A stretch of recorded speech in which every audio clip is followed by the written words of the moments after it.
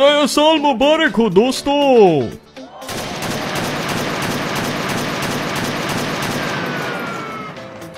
यार ये लोग मजा खराब करने आए हैं। अस्सलाम वालेकुम।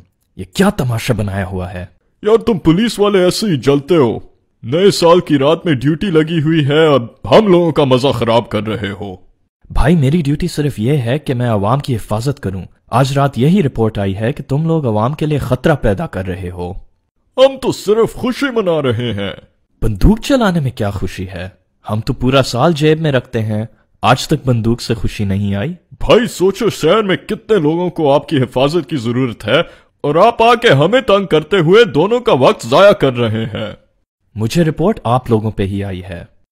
छोड़ो यार। यही लोग हैं ना जिनको मेरी हिफाजत की जरूरत है? हाँ ऐसे ही लोग हैं। अब मुझसे पूछो इस बच्चे को क्या हुआ था? क्या? पिछले साल इसी रात पे आप जैसे लड़कों ने हवाई फायरिंग की, एक इस बच्चे के कंधे पे लग गया। अब समझ आ गया मैं क्यों आया हूं। हवाई फायरिंग के बगैर भी खुशी मनाई जा सकती है। सॉरी मुश्ताक साहब, मैं सिर्फ अपने शुक्ल का सोच रहा था। मुझे आपके और अवाम के पर्सपेक्टिव से भी देखना चाहिए था।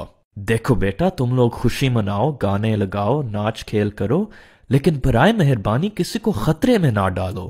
ठीक है मुश्ताक साहब, बस अब से फायरिंग हमारी तरफ से खत्म और इस वाकया का जितना भी फाइन है मैं पे कर दूंगा। बाबा ये किसी जाहिल पुलिस वाले ने हमारी पार्टी रोक दी है। हाँ अब इनको दिखाएंगे कि हमारा खानदान क्या है।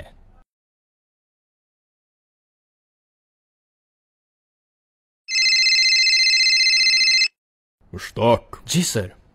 अजीम भाई का फोन आया, उसने कहा तुमने उसकी बेटी की कोई पार्टी रोक दी थी। सर देखें, मैं सिर्फ अपनी ड्यूटी कर रहा था। अरे बात तो पूरी सुनो, मैं तो तुम्हें शाबाश देना चाह रहा था।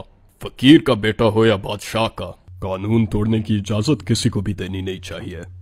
अगर आपको हमारा पैगाम अच्छा लगा तो बराए मेहरबानी इस वीडियो को शेयर कीजिए।